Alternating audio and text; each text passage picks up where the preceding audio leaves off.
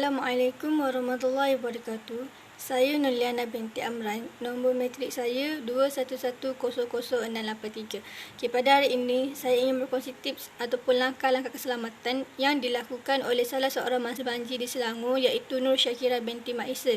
Dia akan menceritakan tentang langkah-langkah keselamatan ketika banjir, iaitu sebelum banjir, semasa banjir dan selepas banjir.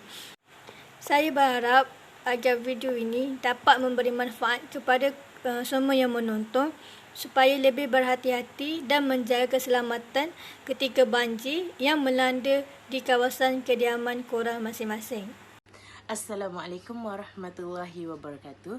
Saya Nur Syakira binti Mak Isa. Bagi menjawab soalan yang diberikan oleh Nur Liana binti Amran selaku pelajar College Universiti Islam Antarabangsa Sultan Ismail Petra, saya selaku mangsa banjir di Selangor baru-baru ini akan menceritakan langkah-langkah dan persediaan banjir semasa berada di rumah, semasa banjir dan juga semasa pemindahan. Hal ini saya lakukan ketika saya menghadapi banjir pada baru-baru ini. Persediaan sebelum banjir semasa di rumah, saya akan memastikan saya mendapat maklumat tentang banjir di tempat tinggal saya. Saya juga akan bertanya paras air dan keadaan semasa dengan jiran-jiran yang terdekat. Saya juga akan memastikan sistem amaran banjir dan akan mendengar hebahan yang disampaikan melalui televisyen. Pastikan lubang air seperti longkang bersih supaya tiada halangan dan pastikan ia tidak tersumbat supaya air dapat mengalir dengan baik. Saya akan memastikan di mana pusat pemindahan dan pusat bencana di tempat saya supaya saya senang untuk bergerak apabila mendapat arahan untuk berpindah. Saya juga akan menyediakan peralatan kecemasan dan bekalan makanan yang secukupnya untuk ahli keluarga saya.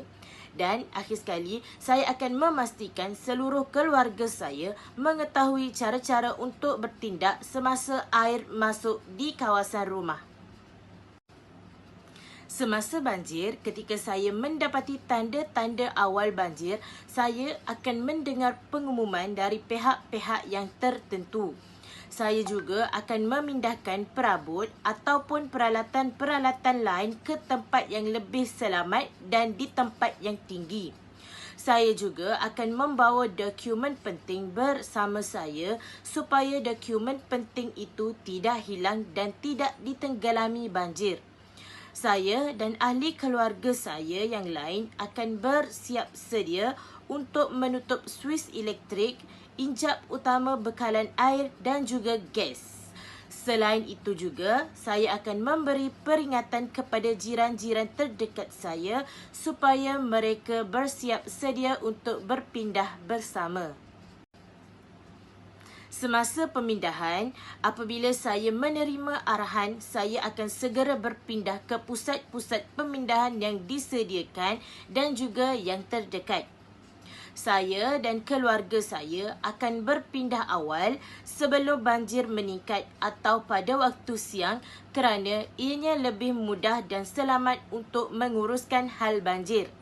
Dan yang terakhir, saya dan keluarga akan mengikut laluan yang ditentukan oleh pihak berkuasa supaya kami sekeluarga selamat.